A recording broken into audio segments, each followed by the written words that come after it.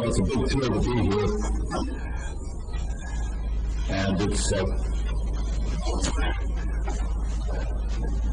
certainly makes me nervous, both to hear that I'm expected to say something clear when I know very well that much of what I'm going to say is not very clear.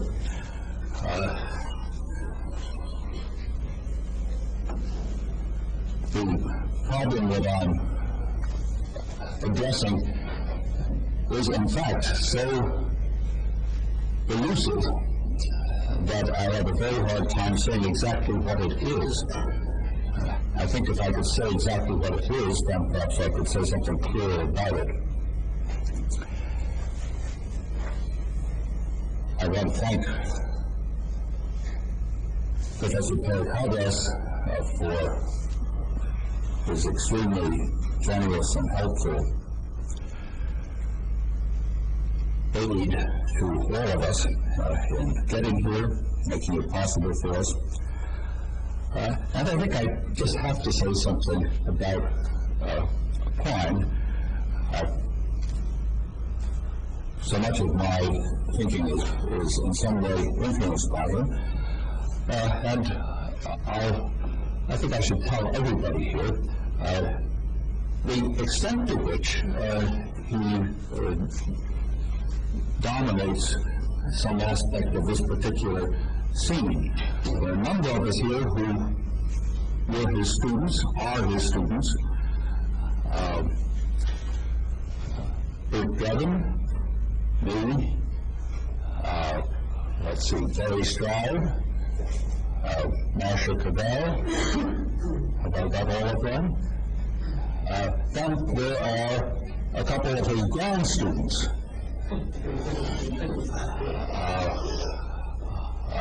Akira Gami. No, not you. No, not you. Where's the other one? There's another. Oh, yeah, right. Mr. Mason. And then finally, a great-grand student. And that's only Leporay, appropriately named under the circumstances.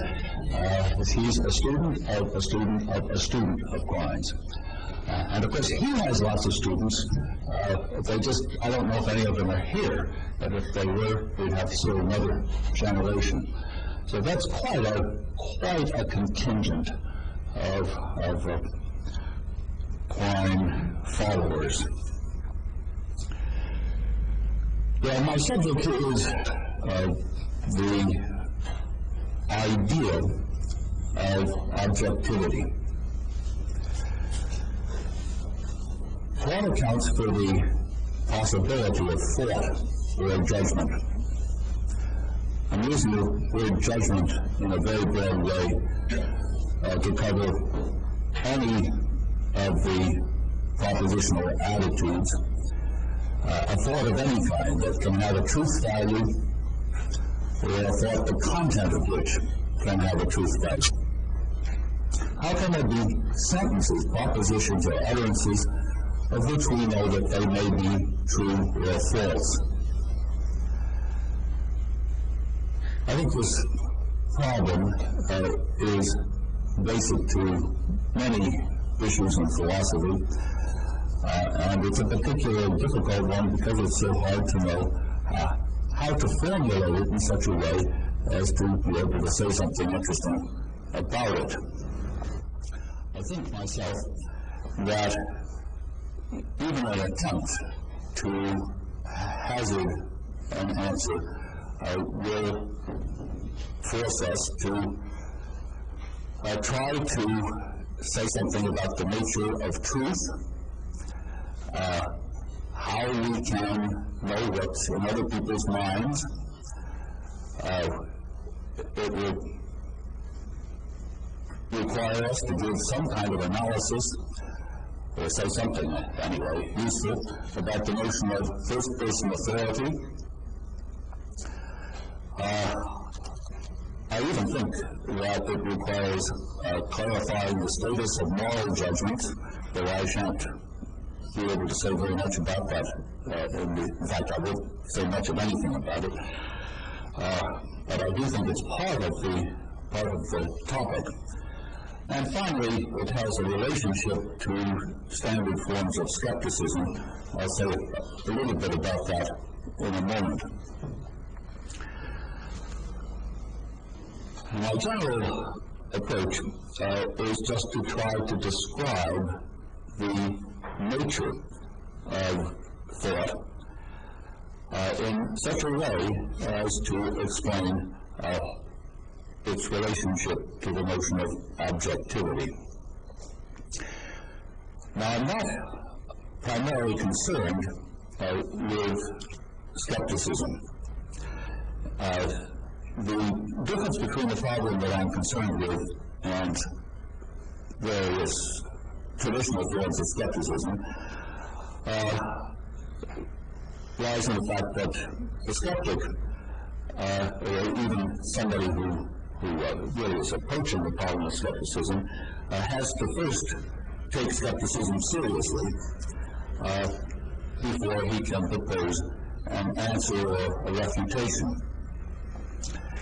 But I think myself that if you give a correct description of the nature of thought, then we will already see that skepticism is impossible.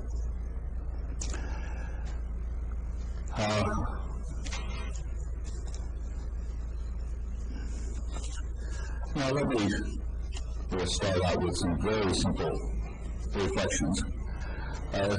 Suppose that you were to set out to design an organism or a machine that could survive in the sort of environment in which we live. A contraption that's threatened by weather, by the unevenness of the terrain, by the need to find some source of energy, to defeat or at least compete successfully with other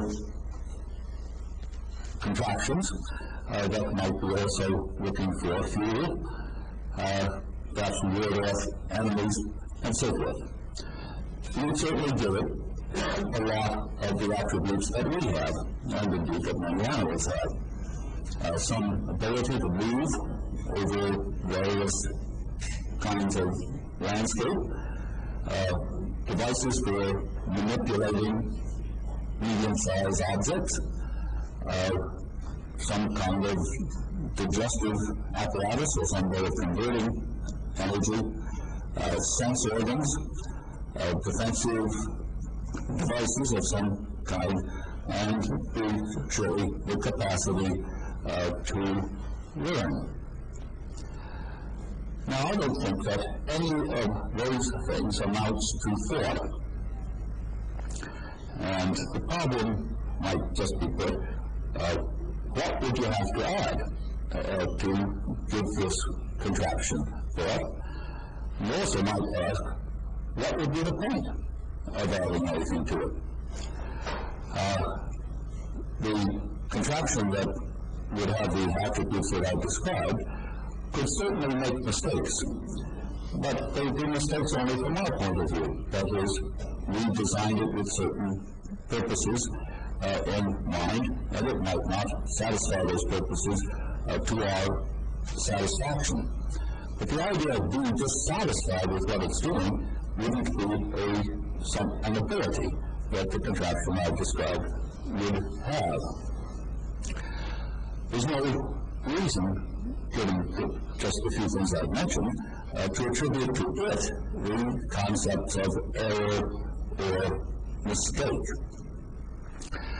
It wouldn't have any idea of the difference between something seeming to be a certain way and its viewing a certain way. It wouldn't have the concepts of truth or objectivity. It could even create a sort of map of the territory that it inhabits, and that would be a help to it in getting around. It could then avoid obstacles which it had come across in the past. But of course, this wouldn't be the same as knowing that it was a map or having the idea that maybe the map is wrong. It could perfectly well be capable of changing the map if it didn't work out, but all of that could be built into a contraption that wouldn't have anything that we needed to call a propositional thought.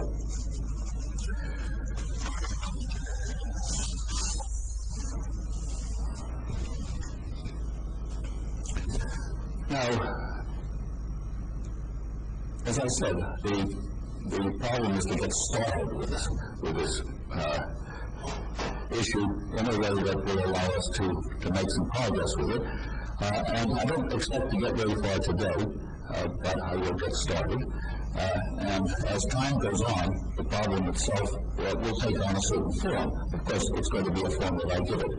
And it's one that's designed to make it possible to say things that I think are interesting or illuminating.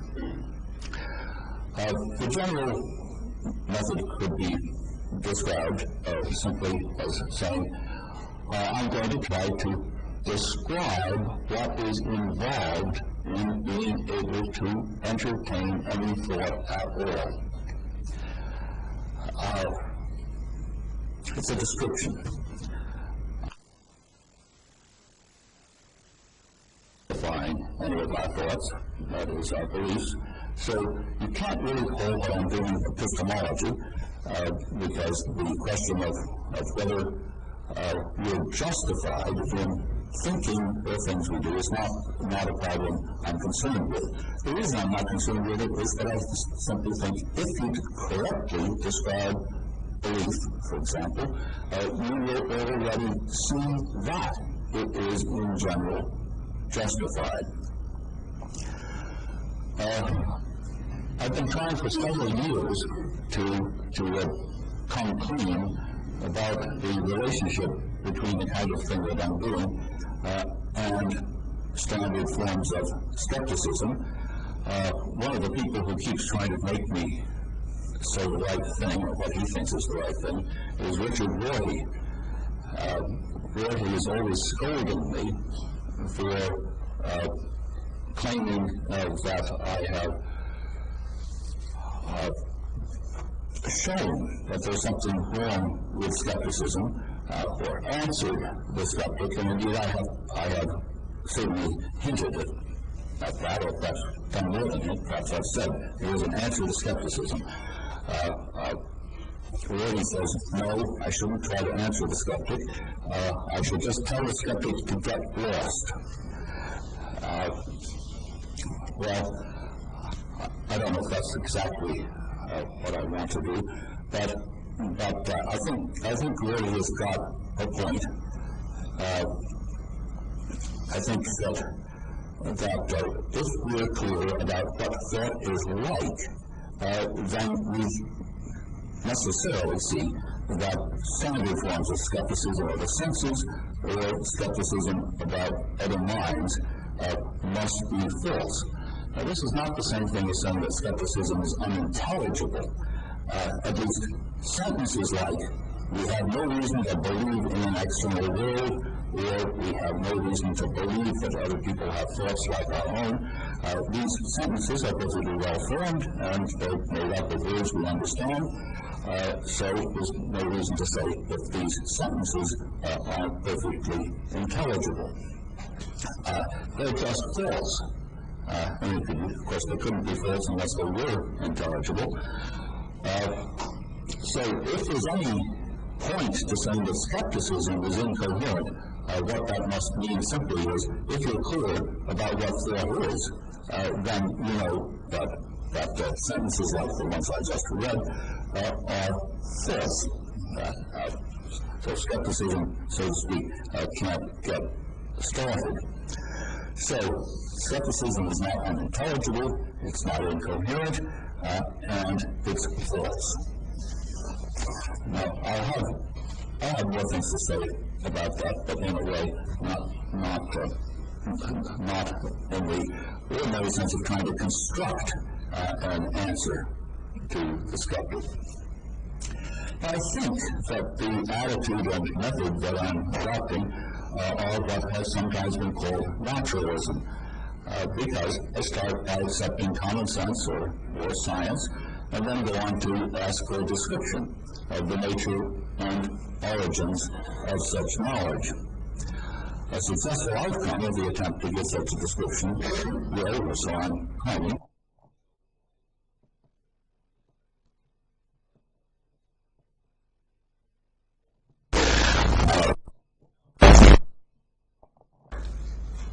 it may be that this is not naturalism by some accounts. That is, it's not a reductive naturalism in the sense that I'm not claiming that physics is the only science that says anything true or interesting. Indeed, the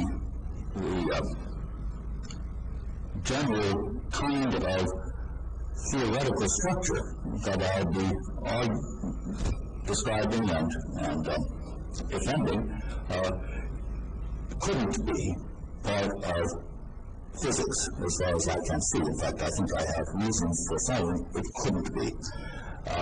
So this is a very generous kind of naturalism.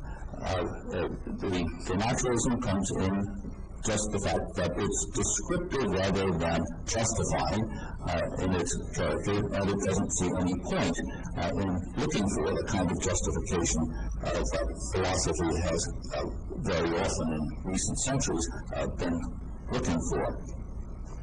Now, it doesn't follow from what I'm saying, certainly, that describing the nature of thought is easy. On the contrary, it seems to be extremely difficult, and I think I'll get only a very, very short distance with it. Just the same, I don't think that we beg any question, any basic question against skepticism, simply by beginning by assuming that common sense and whatever we know about science is correct.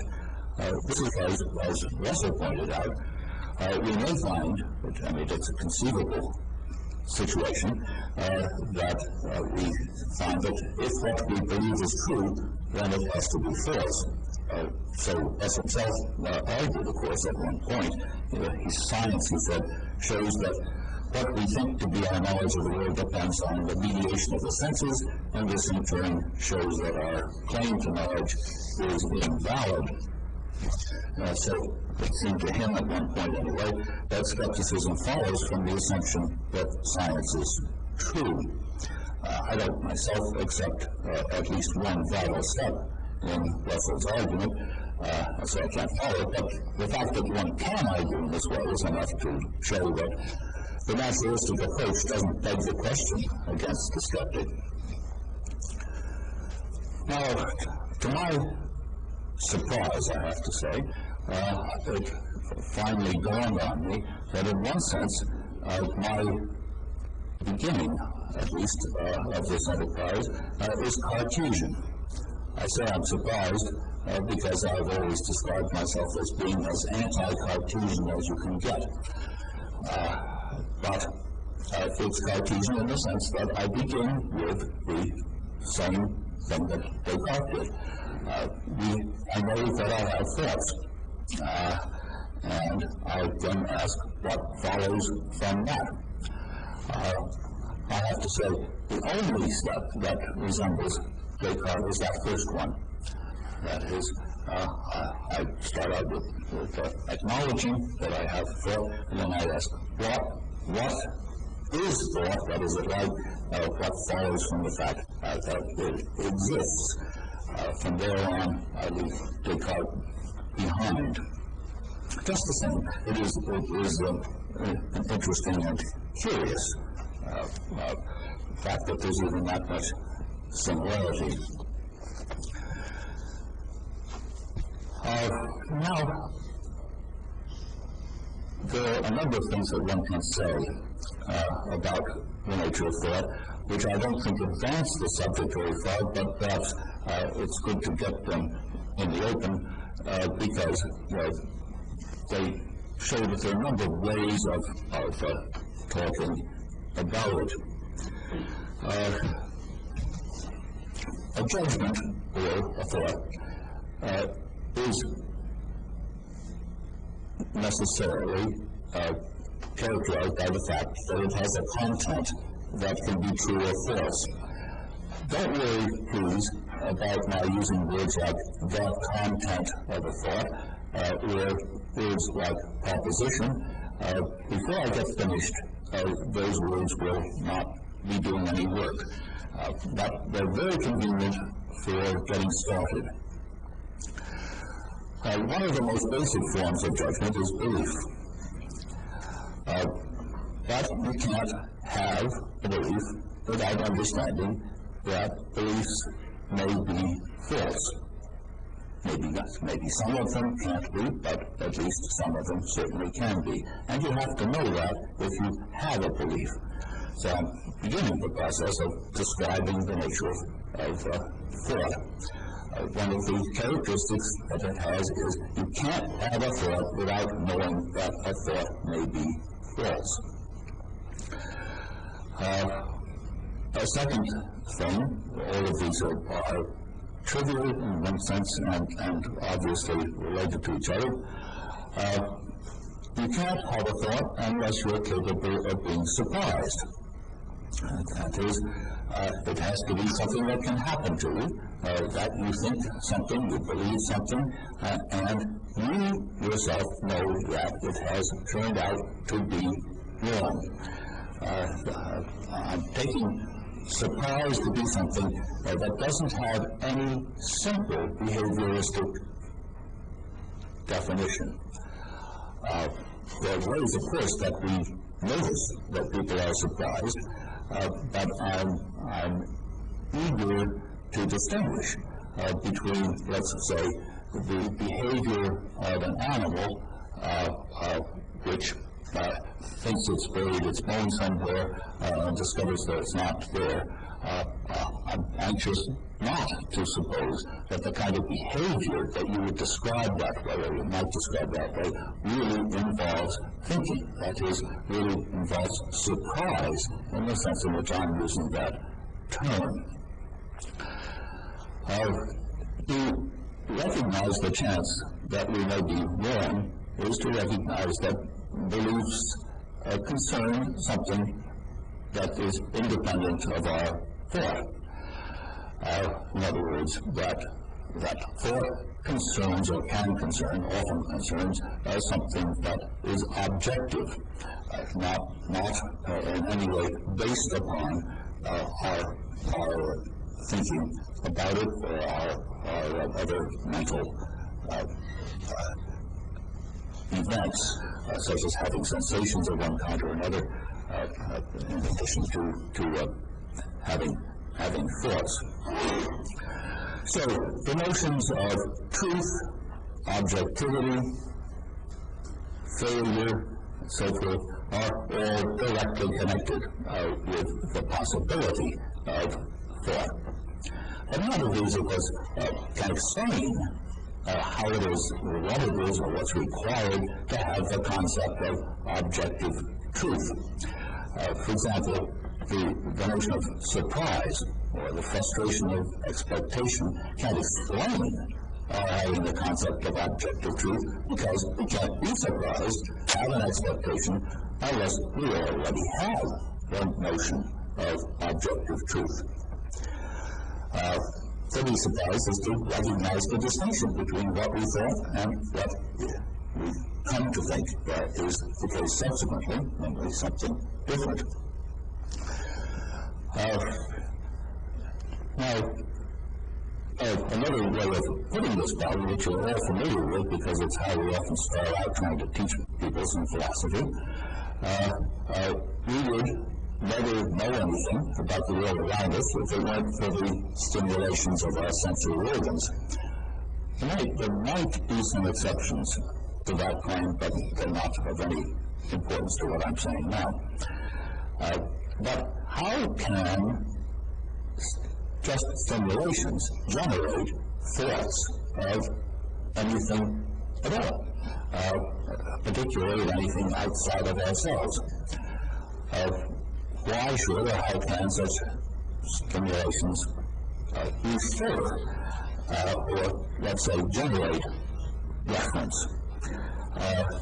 And if these are something beyond your prompting, what conceivable test could there be that such beliefs are true, since the tests themselves could only involve getting more stimulations? It's as if all we know of the outside world is brought to us by messengers, and if that's right, how can it help to ask other messengers? Since if the first ones are untrustworthy, why should the later ones be any more truthful? The idea that since we don't will the stimulations of our sensory organs, we must suppose that they have an external cause is no help. For at what distance, for example, must the positive cause lie? Why not at the surface of the skin or even inside our heads? Now, these sound like standard introductions to skeptical thoughts. I'm not thinking of them that way at all. I'm thinking of them simply as a way, once more, of trying to make intelligible the problem that I'm concerned with, that is, the nature of thought itself. Now, there are many people, including philosophers, psychologists, and particularly those who admire the amazing cleverness of speechless animals, who identify the ability, all these people, identify the ability to discriminate items that have a certain property with having a concept, that is, with having the concept of being such an item. As they have the ability to classify things in one way or another. But that's not my use of the word concept. I have no investment in other ways of using the word, but I'll tell you why I resist calling that having a concept. If we did allow that simply discriminatory behavior was having a concept, let's say, reacting in some specific way to colors or shapes or whatever it might be. If we did do that, we would then have to attribute concepts to the very simplest animals. We'd have to say, for example, that even an earthworm had the concept of dry and moist, because it seeks out what's moist as against what's dry. It turns in the direction of what's moist. It discriminates between things that are moister and things that are drier, and also to some extent between what's edible and inedible to it. In fact, if we thought that that's enough to have a concept, we'd have to suppose that a sunflower has concepts because it knows what direction the sun is in. You understand, of course, that when I say it knows, I'm, so to speak, using language that I'm trying to discredit. I don't think that adding learning to this is enough to attribute concepts to a creature. You can teach an octopus to tell the difference between a V and a W. This is rather amazing, but the octopus, I hope this is information for you, useless. The octopus is the smartest of all invertebrates, and please don't think that it can read Catalan just because it can tell the difference between a V and a W. So it can learn, but I don't think it has the concept of a V or a W, and I don't mean just that, but I mean that it has any concept at all. So I want to reserve the word concept, and I think there's a good argument for this, for cases where it makes clear sense to speak of a mistake. A mistake not just as seen from an intelligent observer's point of view, but as it's seen from the creature's own point of view. That is, it has to have the notion that it can make a mistake. If an earthworm eats something poisonous, it hasn't in this sense made a mistake. It hasn't mistaken one thing for another. It's simply done what it was programmed to do. It didn't mistakenly classify the poison as edible. The poison simply provided the stimulus that caused it to eat. Even a creature capable of learning to avoid certain foods cannot, for that reason alone, be said to have the concepts of edibility and inedibility. To apply a concept, according to me, is to make a judgment. That is, it is to classify an object or event or situation in a certain way. And this requires application of the concept of truth. To put this another way, to have a concept in the sense that I'm giving this word is to be able to entertain propositional contents. I assign no meaning to the idea of having a concept but being unable to employ that concept in the context of a proposition.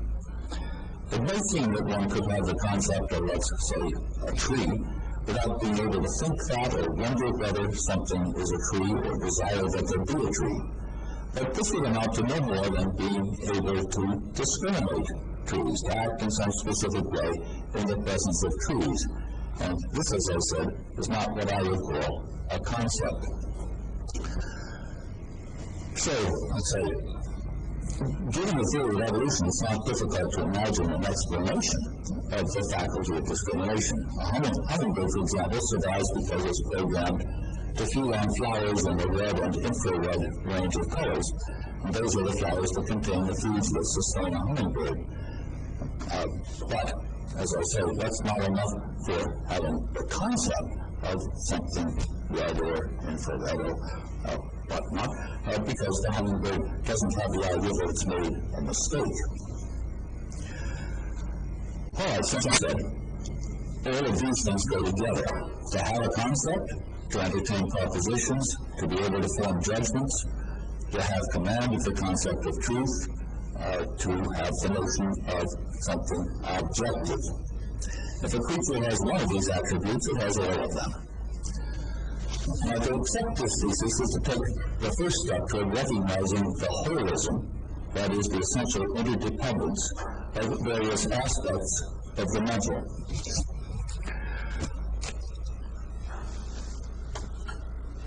It's not possible to grasp or entertain a proposition without knowing what it would be for it to be true.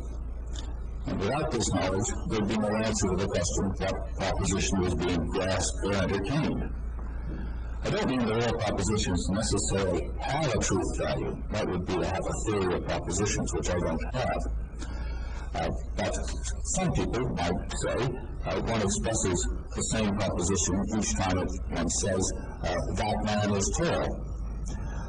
But if I don't indicate, for example, I think that something is a man, but it's not, and I say that man is tall, pointing to something else, then one possible theory is that the proposition I express is neither true nor false. Of course, another view is that I don't express any proposition at all.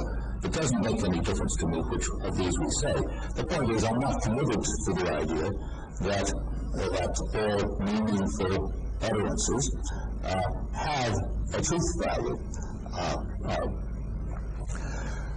Nevertheless, I think that in every case, I have to know what it would be for an utterance to be true.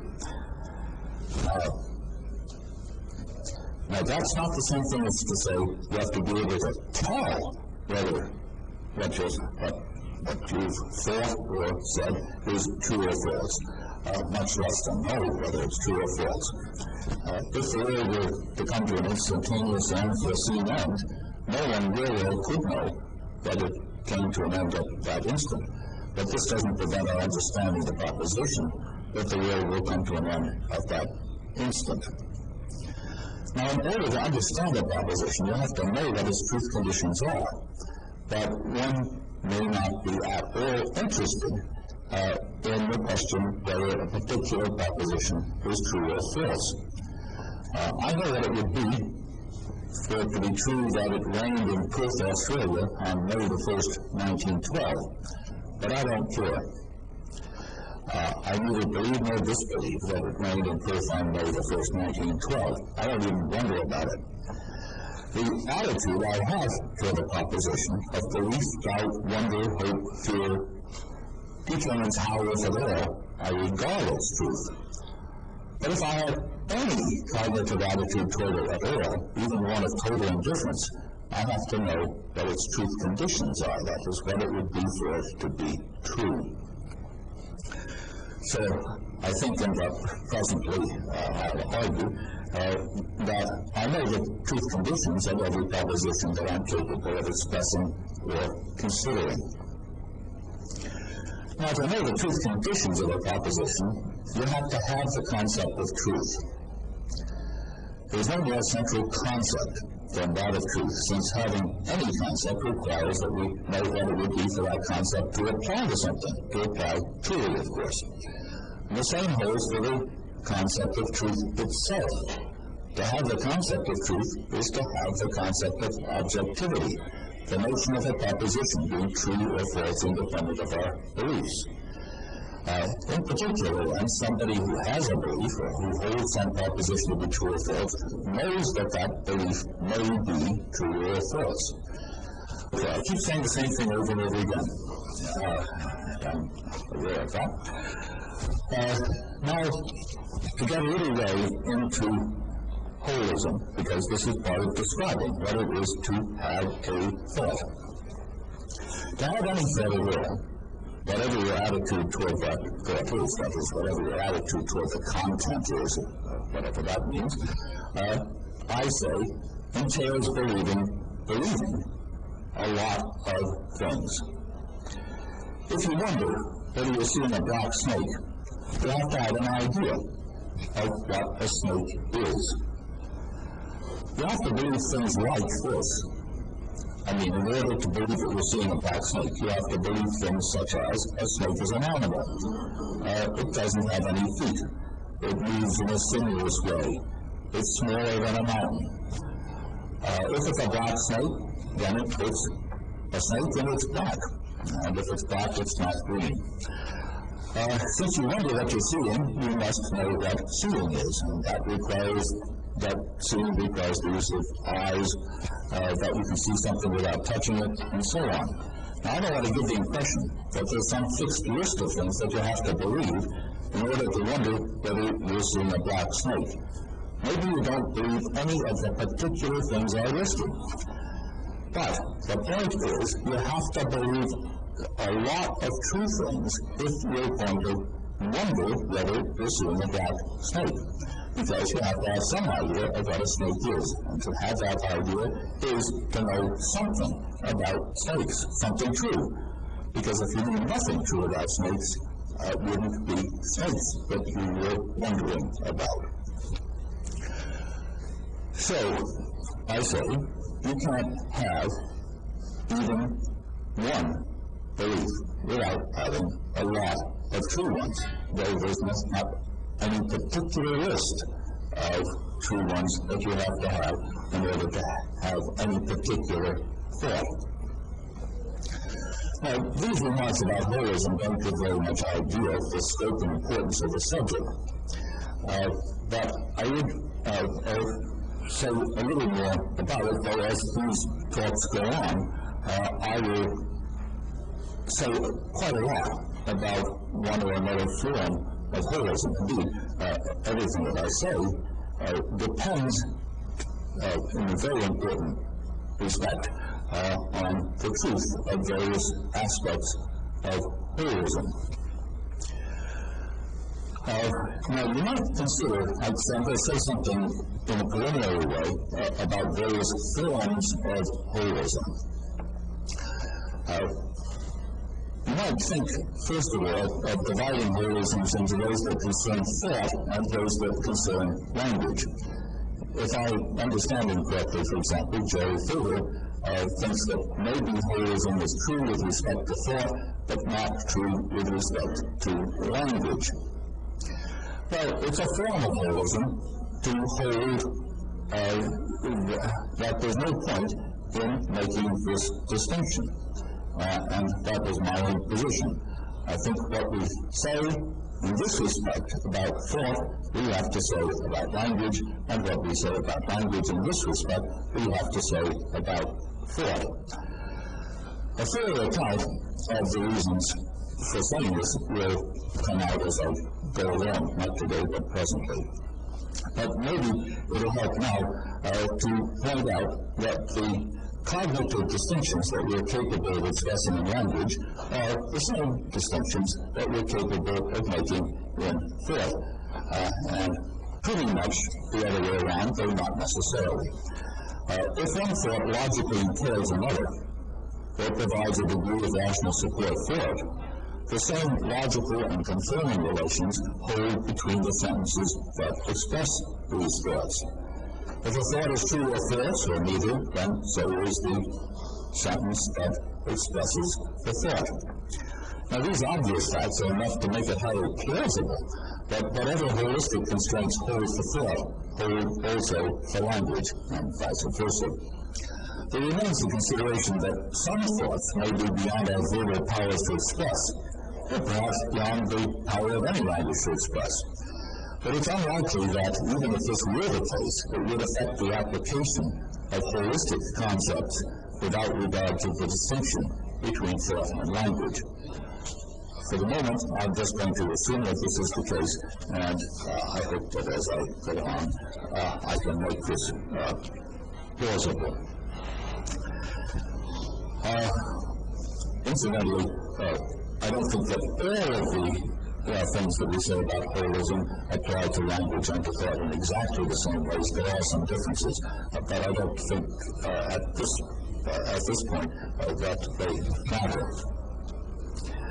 Now, one holistic thesis is that the identity of a given thought depends in part on its relations to other thoughts.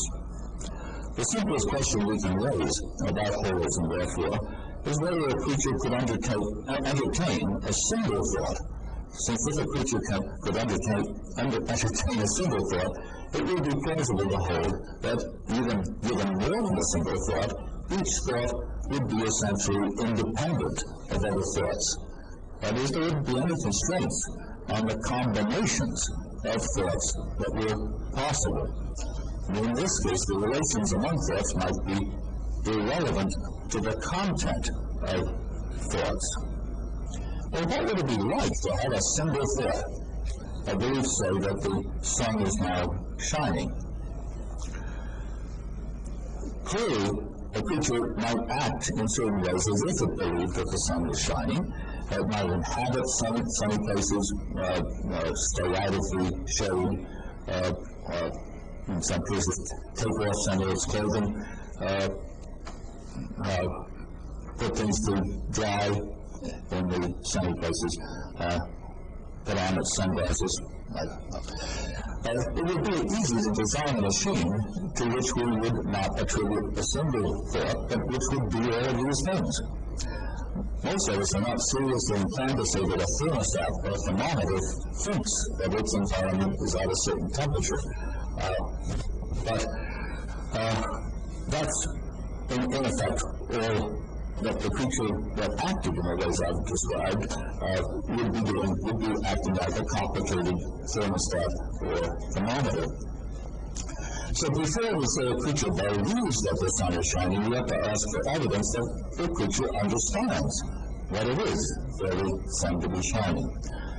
There could be such evidence, even if we don't have it, but only if the creature is able to demonstrate that it can believe falsely that the sun is shining. This it might do by showing an independent understanding of the concept of the sun, of the concept of shining, and so forth. But it's clearly impossible for a creature to have such understanding without having many beliefs besides the belief that the sun is shining. I don't think anything less should be taken to show that the creature has a single thought. Now, it may be suggested that the creature might have a thought, and yet there would be nothing in its behavior, actual or even potential, that would distinguish it from a creature without thought that is simply programmed to react in a way appropriate to that thought. But this suggestion begs the question by assuming that having a thought doesn't require even the possibility of demonstrating grasp of the content of the thought. So I'm going to, in a preliminary way, conclude that it's not conceivable that a creature should have a single, isolated thought. Well, how many thoughts are necessary if one is to have any? There's no strict answer. There's a continuum of cases, and little point in deciding where thought begins.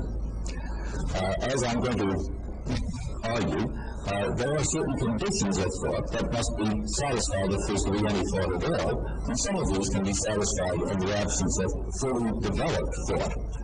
There are also many degrees of conceptual sophistication that a creature can have, depending on the size and character of its repertoire of concepts. To have a repertoire of concepts, however, demands the capacity to employ concepts in the formation of thoughts and judgments, and this requires a mental vocabulary corresponding to such devices as predication, qualification, the formation of descriptions, the assembly of complex predications, and so forth. Now, that's very crude, and before I get finished, I'm going to suggest ways in which we can draw certain lines in the degree of sophistication of thought. There are only a few that I have any clear idea how to draw, but they suggest a continuum of cases, and I don't think it's important really to say thought begins here. What we can say is what is involved in reaching one stage or another stage. This will be several lectures off before I come to this, though some of the considerations will appear next time.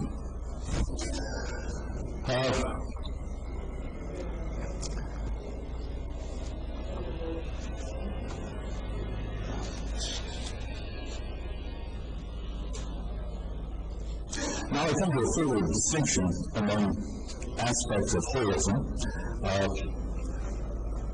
This distinction has to do with holism within a particular attitude, such as belief, desire, intention, doubt, and so forth. Various propositional attitudes. Within any given propositional attitude, holism holds. The other kind is interattitudinal holism, that is the interdependence of various propositional attitudes. Both of these are absolutely essential to what I'll be going on to talk about. The first of these two concerns the relations among the various beliefs within the category of belief, let's say, or the relations among desires within the category of desire. The second concerns the relation between one category of thought or judgment and another. For example, the relations between beliefs and desires, or both of these and intentions.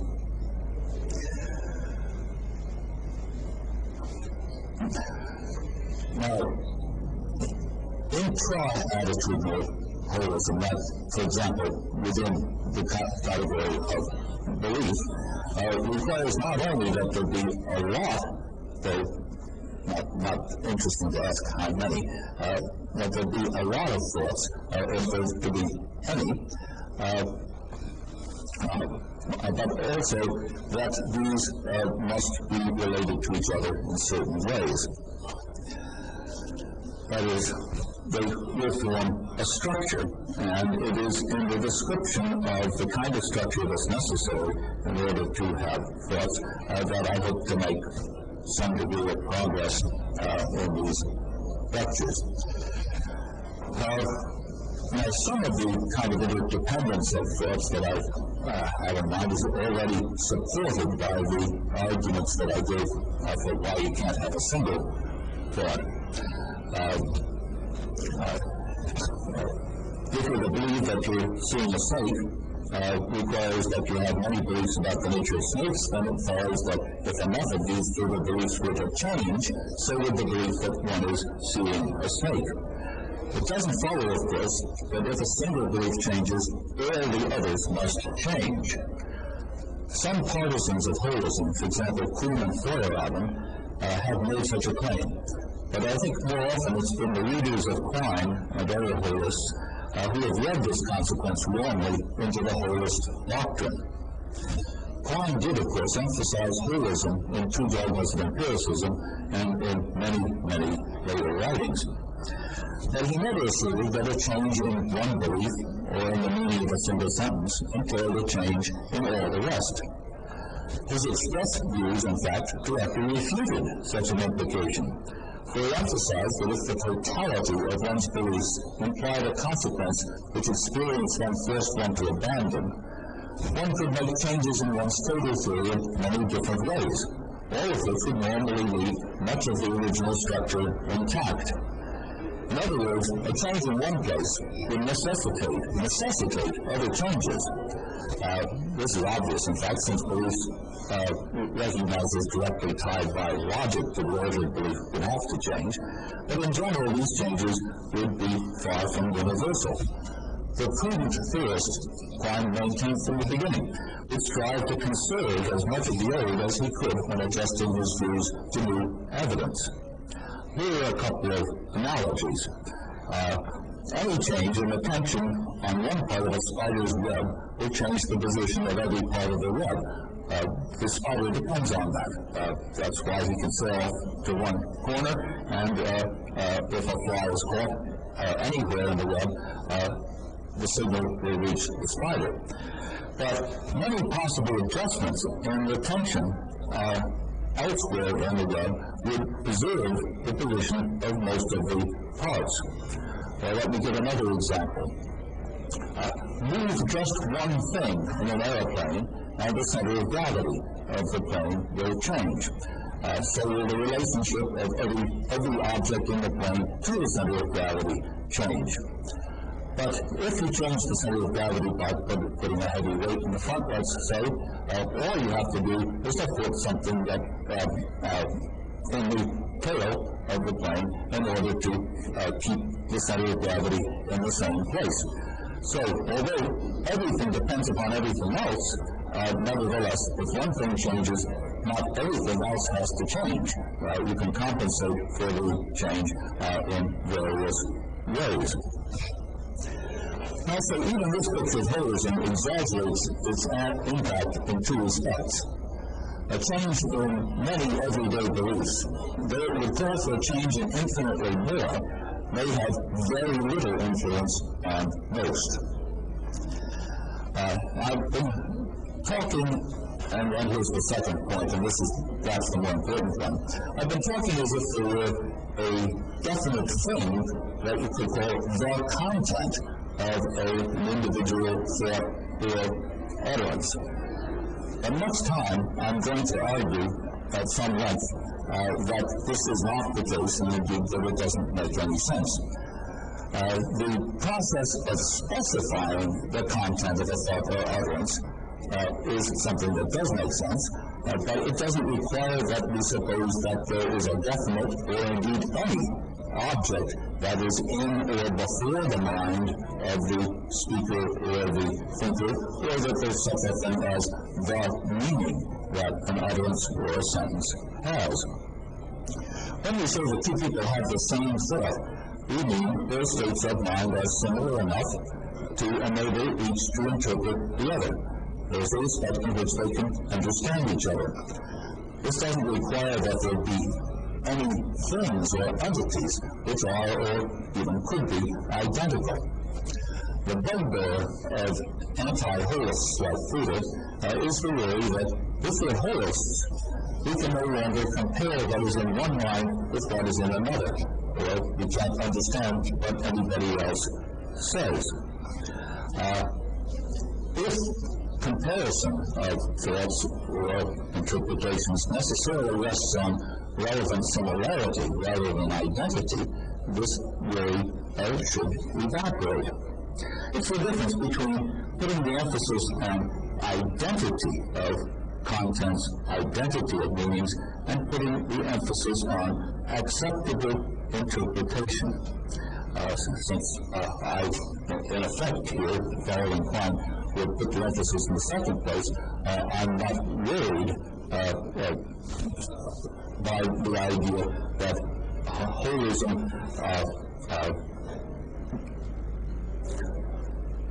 creates an obstacle to saying two thoughts are identical, or that two sentences have identical meanings.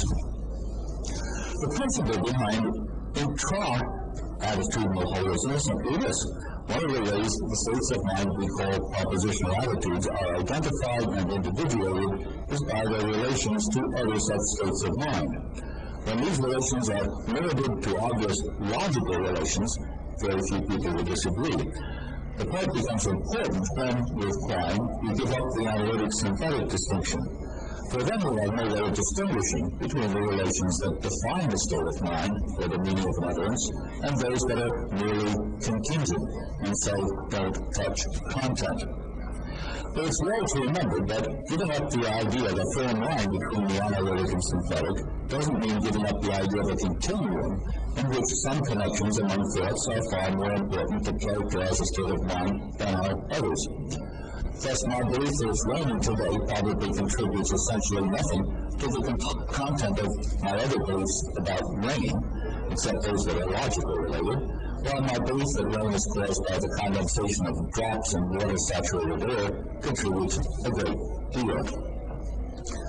Now, it follows from what I've said that many, as I said before, many of our beliefs have to be true. And the reason, but briefly with misleadingly, is that a belief owes its character, in part, to its relations to other true beliefs.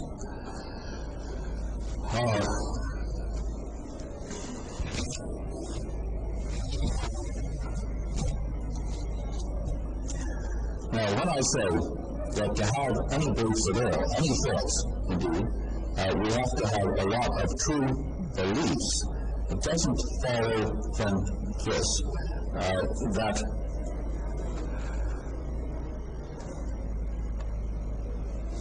many beliefs must be true,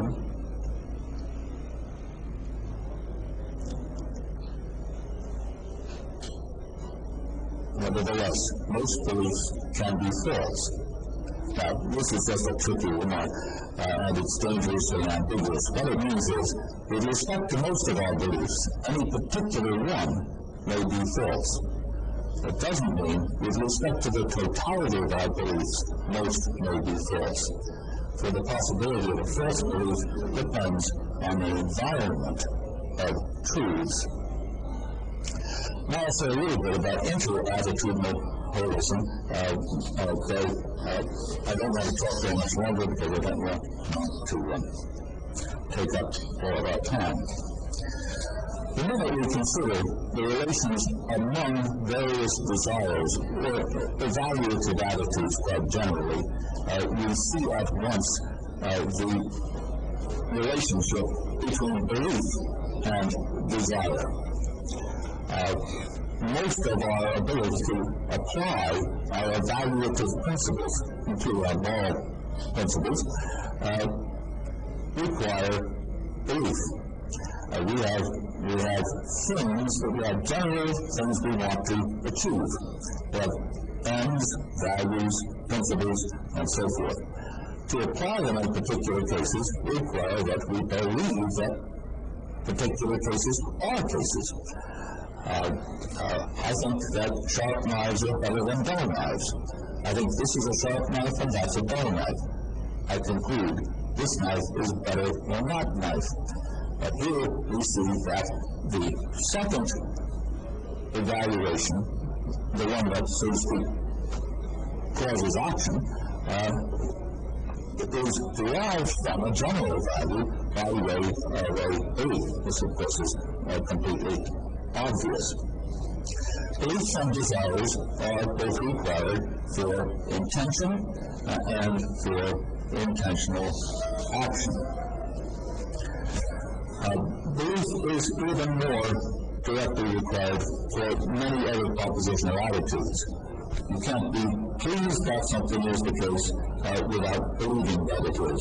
You can't be proud that you've won a prize unless you believe that you've won a prize.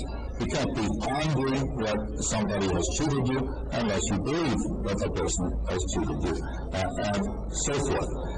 Many of our propositional attitudes simply require belief. I don't mean that belief is all there is to them. I mean, it's one ingredient in all of those propositional attitudes. Belief is also related to, in a rather different way, or in various ways, being worried that something is the case, hopeful that it's the case, fearful that it's the case, and so forth. These don't require that you believe something, but it requires a certain degree or characteristic of belief. For example, you can't be worried that something is the case unless you believe that it may be the case, and so forth. I would also argue, that I'm not going to now, that you can't have any beliefs without having evaluative attitudes. Indeed, there's a perfectly clear sense in which belief is distilled out of preference or choice. That is, evaluation is more basic in one theoretical but important sense than belief itself.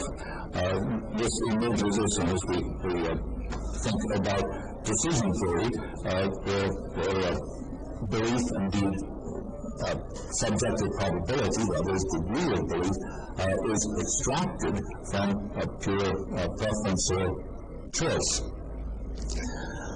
This is not to say, of course, that belief is and only ought to be the slave of desire.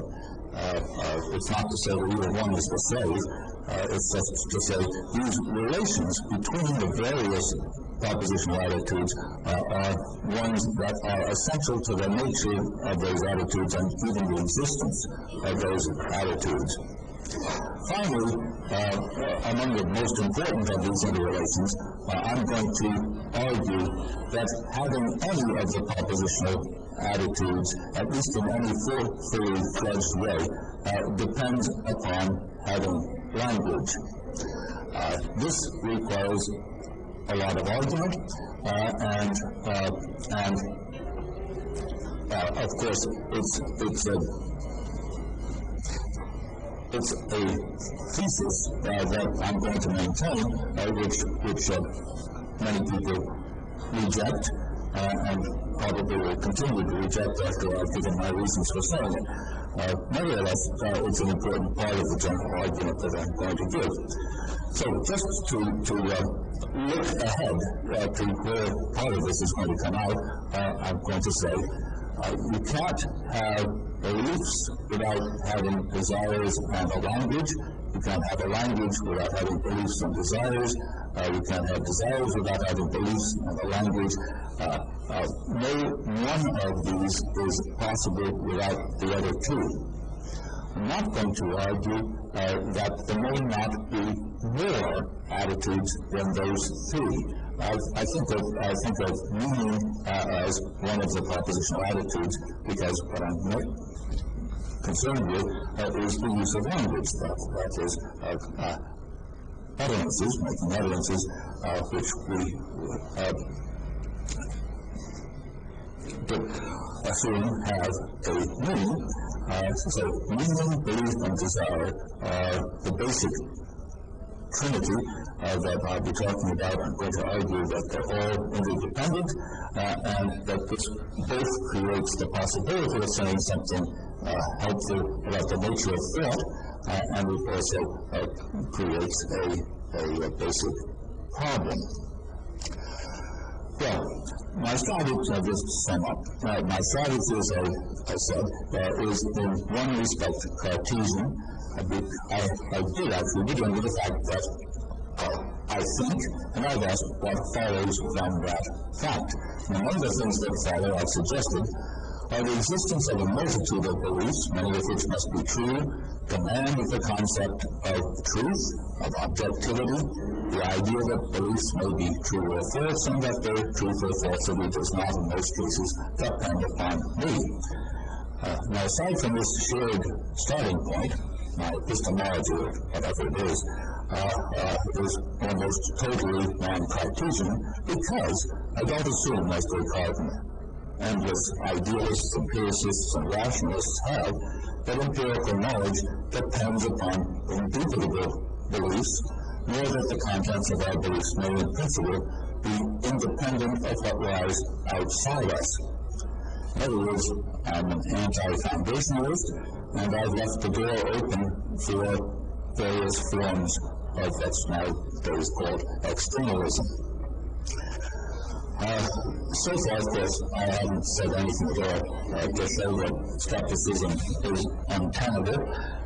For even if you were to agree that to have a thought, that is any thought at all, you have to have a lot of true beliefs. It doesn't follow that any of these beliefs concern the nature of the world around us. I've suggested that if, for example, you have a thought that you're seeing a snake, then you must believe many true things about snakes. But these are general truths, and general truths like these don't imply that any snakes exist, but only that if there were a snake, it would be without legs or arms and so forth. So to wonder whether there's a snake or to think that there's one, whether or not there is one, you have to have a lot of true beliefs. But they're general in character and don't concern the empirical details of the world around us. So I haven't shown, the dream that I have, why it's in some basic sense incoherent to doubt that the external world in which we all actually do believe exists. Nor to return to my central question, have I suggested what accounts for and makes possible our command of the concept of objective truth. So even though no one can doubt that he or she is capable of thought, the capacity for thought remains mysterious. We all have the concept of truth, of objectivity, but we can only discover on reflection what makes this possible. Now that's the end of this lecture. I suggest that we have a short rest period of exactly 4 3/4 minutes. And then if anybody wants to say anything, I'll be happy to talk with them. So get up and stretch. And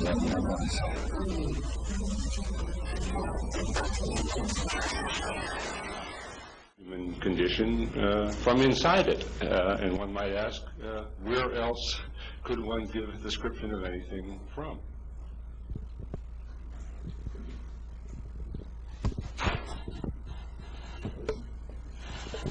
Well, Don, I was following with interest your Neo-Cartesian building up from the beginning, and then I think I missed some links which I'd like you to fill in. First, that is early, very early stage of this in your development of the notions. Having the concept equals not simply having the discrimination, but also awareness of error. Good. I like that. Then, conclusion from this, which particularly pleases me, is that having any concept, therefore implies having, among other things, one particular concept, namely truth. So there's a key concept. Having any concept implies having that. Well then, a little farther along, we have this further, whether consequence or not, having any concept implies having many true beliefs. And that's where I thought I was missing some key links. I wonder, somewhere along the way, perhaps in between, having a true belief implies having many true beliefs. And second, whether this comes after or before that one, having any concept implies having a true belief.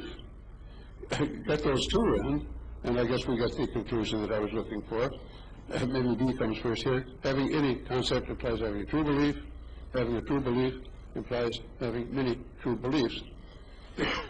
Well, of course, all these are vague matters. They're recognizably, admittedly, meant to be so. I mean, quote in Europe, but it seems reasonable to me, except the one that I'm dubious about is that having a true belief implies having many true beliefs. I can understand that we have to have many true beliefs in order to get anywhere with having further ones, true or false. But it's not clear to me why having any true belief at all, even the true belief that the earthworm comes halfway to, namely that it's moist here, he doesn't have quite have, because he doesn't have also awareness of error. But suppose he did have that also. Take something next above an earthworm. He has the discrimination, he has the awareness of error, he really has the true belief that it's muggy here underground. But why does that mean having, why does that entail having many true beliefs? Why isn't it that you can have some rather trivial true beliefs without having many true ones? Although we can't approach the sort of thing that we are enjoying without having many. I think I missed something. I don't remember saying, though it certainly was implied by what I said, that having a true belief requires having a lot of true beliefs. But I did say having any belief, true or false, requires having many true beliefs. Well, that's still probably. Yes. Well, I don't think that the gesture I've made so far in arguing for that shows anything more than to have any belief, you have to have some true beliefs. That is, besides that particular belief, whether it's true or false. Besides that, you have to have some true beliefs. How many? I haven't really said much about that yet, and much more to come along those lines. But it isn't my thesis that you can't have any concept, not even one, without having many true beliefs. But I'm going to argue for that. I haven't argued for it. So there are many stages that are not filled in yet. And I'll bet by the time I'm finished, there still will be lots that haven't been filled in. But at least I have a lot more to say about that.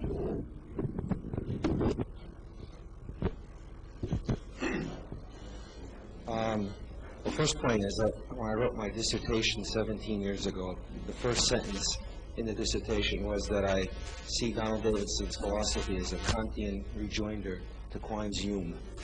But I'm not trying to claim priority because I think not.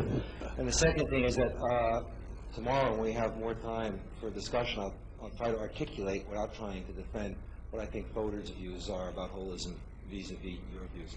But today I want to ask you a very specific question about the inference, the Cartesian premise with which you began, or the neo-Cartesian-like premise with which you began. I was very good today. I took down quotations. It said that your approach is Cartesian in the sense that you begin with the assumption that I know that I have thoughts, question what follows from that, and then you ended with the conclusion that that it follows that I must have a conception of truth and failure and objectivity. Now, along the way, from your writings, from the way in which you began your talk today, and also from something you said towards the end, it sounded like you were making use of a certain premise And I wanted to ask you some questions about this premise, whether you thought you needed this premise, how you would defend this premise, and so on. Namely, the ubiquity or pervasiveness of belief among the attitudes. That in your writings you say that you couldn't have certain attitudes unless you had beliefs. And it looked as though you needed that premise to get to these conclusions, because it looked as though you were saying certain special features of belief would give us, rather cheaply, a conception of truth, failure, and at least truth and failure. Now, in the middle of your talk, you started talking about how just entertaining, you didn't use the word belief, you said entertaining any propositional attitude requires having some conception of what it is for that proposition to be true or false.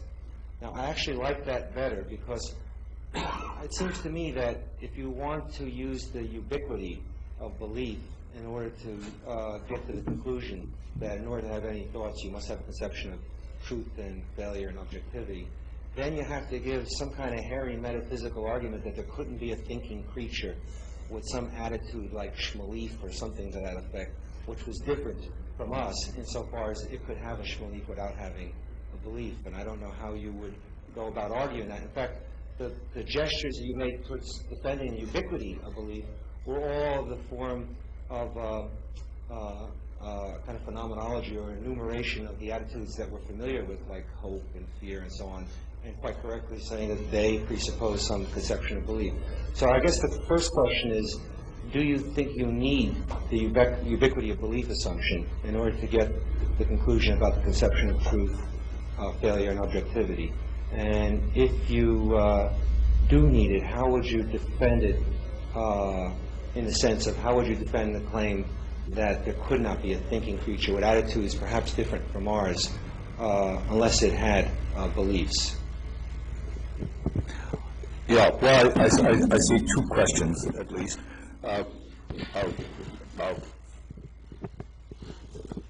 I wasn't, let's see, the argument for the importance of the notion of objectivity and truth and so forth and error didn't depend upon the ubiquity of belief at all.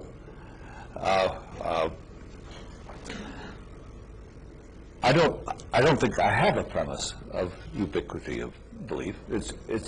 I was just arguing for the interdependence of various attitudes and saying, well, belief is obviously a lot of the attitudes depend upon belief, and I even said most of our desires do, because they're derived from other desires. But these were gestures in the direction of emphasizing the interdependence of various attitudes rather than saying belief is more important than the others. Now, it does have a crucial role. I mean, in that to have doubts, hopes, fears, intentions, any of the propositional attitudes, you must have beliefs that are related to it in various ways, that help establish its content, so to speak. I mean, if you want to go out, if you want to go out in the sun, then you have to believe all sorts of things in order to give content to that particular desire. So it plays a certain role. But certainly all the attitudes that I mentioned, belief, desire, and meaning, as we briefly call it, they're equally important in the sense that you couldn't do without all of them. You can't make sense of having any one of those without having the others. So I'm not making any of them primary. There is a technical sense in which actually evaluative attitudes are the most basic in the structure that I'm going to discuss. But I don't want to say they're conceptually more basic. I just say they play a special role in the way in which I'll develop by talk about the structure. So the thesis that you ended with, the interattitudinal part of this thesis, is a de facto thesis about which attitudes we happen to have. That's right. That was your second question. How about creatures very different from ourselves? I don't know what to say about that, because the concepts of truth, objectivity, error, and so forth are our concepts. I mean, that's what we mean by thought, that kind of thing. If somebody says, well, how about something quite different? Then I just have to say, well, does it have propositional contents, for example? Right. Well, tell me about it. Now, I was just wondering if you see the general skepticism theses or challenges as peculiarly anthropomorphic in the sense that they really are about not thinking creatures per se, but thinking creatures that happen to have our attitudes. So if you refute the claim that a creature with our attitudes could be generally wrong about the nature of the world, then you have refuted skepticism per se. As far as I can see, thought, what we call thought, requires belief.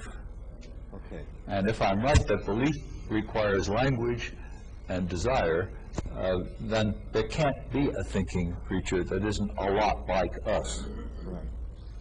See, for But example, the provincialism that's built into that is just built into our way of thinking. I mean, Right. after all, the notion of thought is our I just want to notion. point out that that's not universal. I mean, in concept of mind, for example, Ryle entertains this thought experiment that there could be a creature that just had desires, and doesn't have beliefs. I mean, it's not a very convincing argument, not even a very convincing description of such a creature, but he at least entertained the possibility that there might be a thinking creature. People who are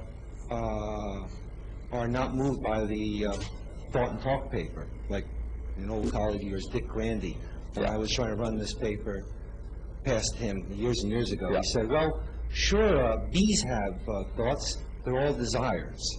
Again, I don't like these kinds of discussions. They give me a headache trying to figure out whether one could have a desire or Well, not. I'm going to say more about that. I'm not going to satisfy people who think bees have thoughts, but I have more to say than just either it's just like us or it's nothing. Just like to ask a question.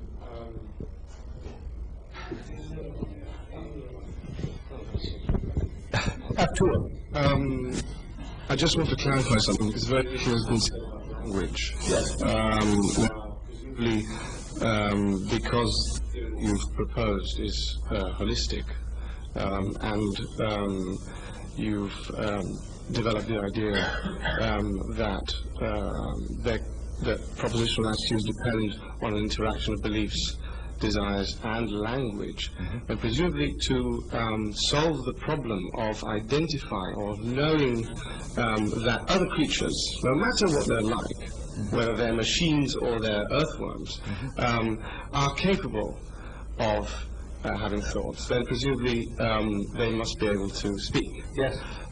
So that must be the essential or the requirement to recognize thought in places other than ourselves. No, it's no more essential than having beliefs, let's say. But we can't know of the beliefs because beliefs surely are not, as it were, verifiable externally other than through language. Well, that's not going to be my line. I mean, my argument for not being essential to thought doesn't just depend on that. But, I mean, that's an essential part of the entire development, so I can't really Yes. say anything more than I'm going to say a lot more. Yeah. Okay. Okay? But are you going to argue that there's no thought without language? Yes. That's part of the matter with it. Oh, I know. No, this is way out. Bert, this is a question for you. I was surprised in your describing the position Donald began to lay out as anti-Wittgensteinian. I would have thought they were very similar in a lot of important respects. One is they both say the answer to the question, where do we stand? The talk about the mind is right here in the middle of the whole mess. They're both anti-foundational. They both, in ways that Donald, I assume, will go on to say that there can't be one mind without other minds and so on. It's true that Wittgenstein doesn't use as a strategy, the starting point, I have thoughts, what can we deduce from that? But why couldn't he? You seem to suggest that somehow that's the thing that is anti-Wittgensteinian. Could you just say more about that? Okay. What Professor Gabel just suggested were a series of propositions that presumably she wishes to attribute to Wittgenstein. Now, I read Wittgenstein as entertaining those propositions, but destroying them. And part of the destruction is what I'm calling, and what Professor Davidson called, his Cartesian starting point. If you start out with the idea that there is something, this has to do with what Professor Schwab was saying too, if you start out with the idea that there is something that we might label even at a beginning point as mental content in general, and then think that we can say something in an informative way about the structure of this mental content, then I think we're doing something that is profoundly anti-Wittgenstein. That the fact that we can point out these similarities that Professor Davidson is going to take this very peculiar naturalism. Naturalism meaning that we simply start out talking about that we are thinking beings, which normally would not be viewed as naturalism. But there is this peculiar growing misuse of the term naturalism, we can just aside, in which naturalism simply means you're starting out from wherever you start out. Well, every philosophy does that, and that is the very heart and the basis of Hegel's phenomenology of the spirit. And nobody, I think, ever wanted to call Hegel, except Hegel himself, a naturalist. But that's really the position that modern naturalism is coming to. And this is very misleading. Now, in the same way, I bring this up because of what Professor Gabel said, the idea that Wittgenstein starts talking from within, if we want to use that metaphor, is certainly true, but it's not within in the same sense. It's not within the idea that we have this data, and now I'm going to lay out the structure.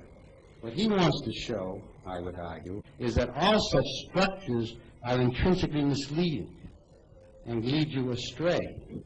That and this goes on with the way that Professor Davidson is speaking. He said two things are going to be basic. Guess now, an answer to the various questions. One is, to have any concept requires having many true beliefs. That immediately raises the question, how do we ever learn a language? On one hand, this sounds very Wittgensteinian, when Wittgenstein said is to have a concept is to have a language, which would imply many, many true beliefs. But again, that has to do not with laying out a story, but rather that's part of the dialectical move to get us to realize that all such questions make no sense. Whereas what's underlying Professor Davidson is an attempt to show that many of the traditional questions do make sense. I mean, that's what I mean about the revival of really classical, or at least post-Kantian metaphysics here, and it's very fascinating. But I'm not sure this was behind Quine's question, but to say to have any concept requires having many true beliefs would seem to go against Quine's notion of observational sensing. I mean, presumably you can have an observational sensing without having many true beliefs. You have to start learning somehow. Now, this rests on the two senses that Quine introduced between the thin use of language and the thick use of language. And Professor Davidson goes back and forth between those uses. But it's very tricky. It's very tricky indeed. And the other thing is to say you have no thought without language, which I believe you just said you wanted to argue for. On one hand, that seems very sensible, but on the other hand, it seems to go against the most common sense picture. which is what Professor Spalding suggested we start with. Because obviously, in a very naive way, we have many thoughts that have nothing to do with language. I realize as soon as I say that, that's incredibly silly. I mean, I'm doing that deliberately. Is to show that all these attempts to take a Kantian, a post-Kantian position and think that we can tell an interesting and detailed story, which preserves the intentional aspect. By intentional, I think we know what I mean here, namely that the thickness of the notions of talking about thoughts, which is what Professor Davidson wants to do, is very, very difficult, very troublesome. And although Professor Kwan will constantly insist that he agrees with Professor Davidson, he does that with me all the time, I, of course, for about 30 years have felt there's an enormous difference between Professor Davidson and Professor Kwan. And I can be quite wrong, but I don't think so. Thank you very much. I don't mind. Can I say a word about naturalism? And I'd like to hear Klein say something about it, too. It seems to me there's more. Go ahead. I don't care who comes first here now. But, Go ahead.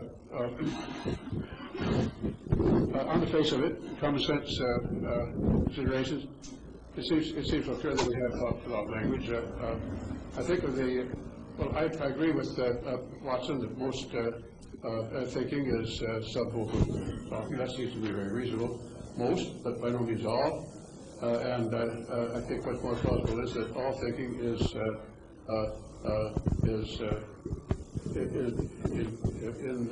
incipient or subliminal movement of muscles, but not necessarily the muscles of the tongue and larynx.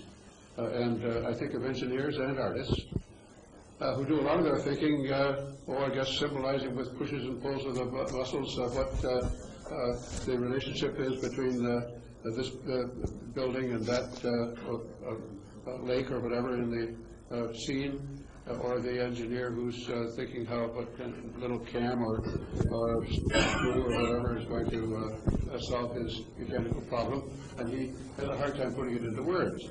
Well, then the easy answer to that, if one wants to say yes, all thought requires language, yes. Well, we mustn't take language so narrowly. These other things are language. Muscles are not language in the ordinary sense.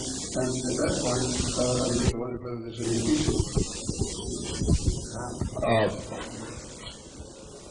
My thesis is not that all thinking is linguistic.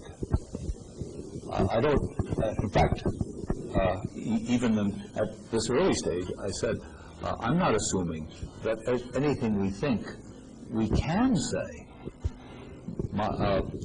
My thesis is that we can't think, we can't have thoughts unless we have a language. I don't say that we don't think without language. All right? The relationship between having a language and having thoughts is not the simple one that you were discrediting, and I thought quite rightly I would discredit it too. No, I say you have to have a language in order to have any thoughts. You can have thoughts that maybe you can't express and certainly don't express. Okay?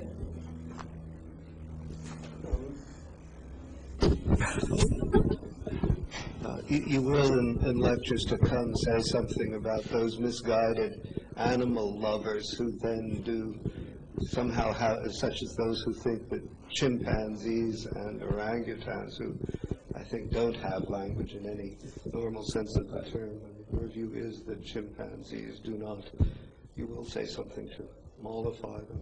Well, I'll try. I've been trying for years.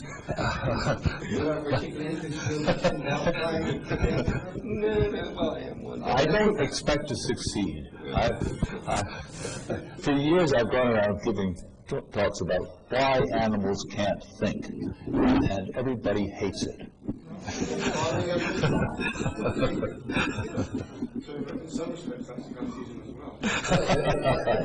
That's right. Yes.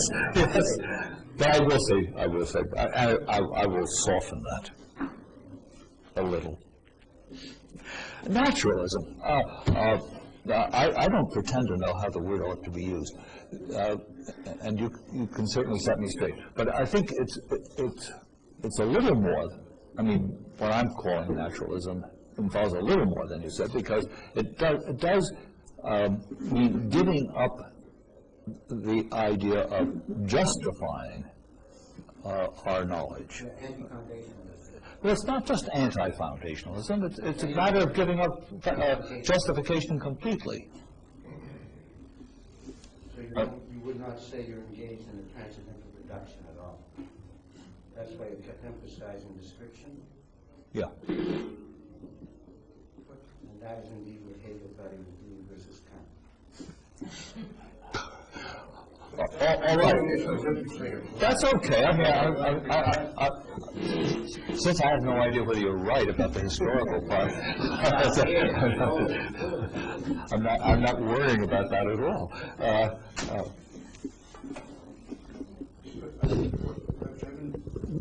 You have to have a microphone. What Bergevin perhaps has in mind by post-Kantian is that you do say, at least you have the rhetoric of saying that it follows from the nature of thought. Or if you properly understood the concept of thought, then certain forms of skepticism would disappear for you. That does sound like a transcendental move. It's not purely descriptive in the sense of naturalism that Quine has always emphasized, that you sort of do it within science and so on, and that it would be an empirical repudiation of skepticism. So, I mean, I don't know, perhaps you do want to in the end say that, and I don't want some of these distinctions, but the rhetoric sounds awfully Kantian. Well, it does, and maybe it is. For the last lecture, I'm going to change a little from the announcement, and it will concern exactly the question, is what I'm doing science? All right? But I have no clear answer to the question. Could I say one thing in connection with this and with the issues that Bert has been raising too? I think this last point you make about seeming to argue from the nature of thought to these what appeared then to be Kantian sounding, transcendental, synthetic a priori conclusions. Right. It's not necessarily to be understood that way, and this is, I think, connected with Wittgenstein and what you might call the attempt to simply describe how we speak, how we think. If you think of what you're doing as describing the nature of thought, for example, as being nothing more than the practice, I don't mean to minimize by putting it that way, but to be the description of how we actually do speak and think about such things as thought, that is, you are describing our practices, then that's a sense in which you aren't describing anything other than what we do, and from that, apparently philosophical conclusions, or anyway, conclusions are from to follow. Now, the difference that Bert is talking about with Wittgenstein, I think, all comes there. I mean, the idea is there can't be any philosophical theses that come out of this. But whether that's so or not remains to be seen. It doesn't mean that you can't describe in general terms the practices that we actually engage in or the conception of the world that we actually have. There can't be anything wrong with that on Wittgensteinian or any other grounds. A delicate point that I have not succeeded in making clear. But I tried by alluding to Quine's two senses that fit in the face of my taking what he says, is that what is it to merely describe? You see, to merely describe, and this had to do with the quacking question before. Do I describe what went on today, Donald using certain muscles, subvocal or otherwise? To use a word Quine used with me recently, a muscular imagination, meaning that the imagination is something that comes out of the use of muscles. Or do I describe Donald as thinking while he's talking? So you see, the idea of mere description is everything. And that's what's been going on today. That's really the heart of the discussion. And I repeat, I don't want to, I am not such an expert on post-Kantian philosophy, God forbid, but the thing is that if you try to make sense of what for so long I thought was utterly complete rubbish, you do see that it rests very much on this, that it's a question of, I repeat, Hegel insisted he did nothing but describe. This is a very important point. He was the first prominent anti-foundationalist and anti-justifier in a sense. He did nothing but describe.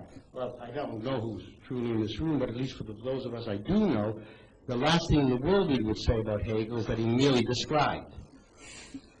And this is of very great significance for these discussions. Well, one more point about this. Of course, that's the question. And the idea of starting in the middle, so to speak, where we are with our concepts is that what Donald, as I understand him, is doing is describing, of course, whether he is or not remains to be seen, but describing by using concepts of thought and intentionality and error and truth and so on. And I would say that's the difference, or one difference between him and Van, in that Van wants to describe in non-intentional terms, and that's what the description of the way things really are, or something like that, is to be. Donald, I think, is not restricting himself to that, or starting, as it were, saying that he's starting from thought, is a way of saying he's using the notions, the intentional notions, to describe our practices. And, of course, the question is whether they could be described in any way that would be illuminating without them. I mean, that's the question of, to say, to what extent a kind of reductive behaviorism could ever account for these intentional attitudes. So I agree that it's not, I mean, just calling it description doesn't settle it. The terms of the description are what also matter. If I may interject a small, perhaps small, scholarly point about Wittgenstein. Actually, in the 20s, Wittgenstein has passages where he writes things like, every description contains already an explanation within it. So it's not clear even for Wittgenstein that these distinctions are quite so sharp. And I would suggest that what appears to be in the later philosophy, in the investigations, a very sharp distinction, is something perhaps Wittgenstein is rather ambivalent about also.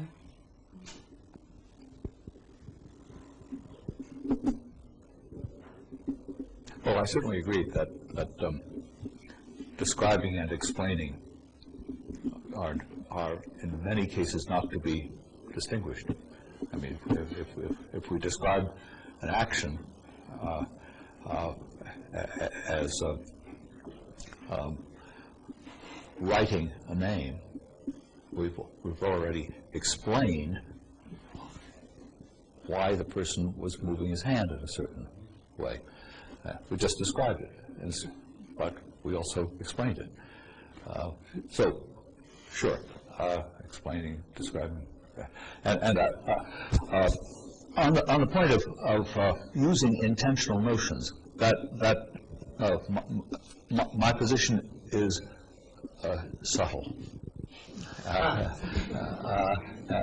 and I think you just want to wait before you decide where I stand on that. It's a non-reductive policy, but it's not where it stands with respect to intentionality is complicated. I'm describing versus explaining. How about recognizing explaining as a species of describing? Namely, to explain is to describe how it works.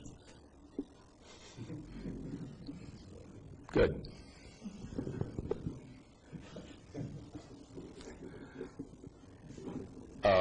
I don't know whose job it is to say it's time for lunch, but what? You decide. I decide. Okay, I decide.